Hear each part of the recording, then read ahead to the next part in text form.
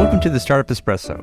I'm Halty Martin, the host of the show, where we talk about raising funding for your startup and the time it takes to have an espresso. I hope you enjoy this episode. Hello, this is Halty Martin with the Startup Funding Espresso, your daily shot of startup funding and investing. Semmelweis Reflex is a cognitive bias defined by Wikipedia as a tendency to reject new evidence that contradicts a paradigm. Some investors reject startups if it goes against conventional wisdom.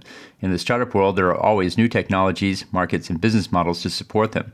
It takes some effort to learn about these new areas and so can be easily dismissed as not important. To overcome the Semmelweis reflex, investors should bring some level of curiosity to the process.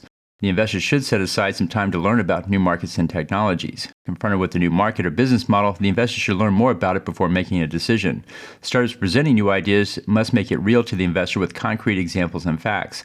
And startups must bring evidence of how a new business model can work to show validation. The startup world is filled with new technologies and markets, so it's important to remain open-minded in startup investing. Thank you for joining us for the Startup Funding Espresso, where we help startups and investors connect for funding. Let's go start lesson to today.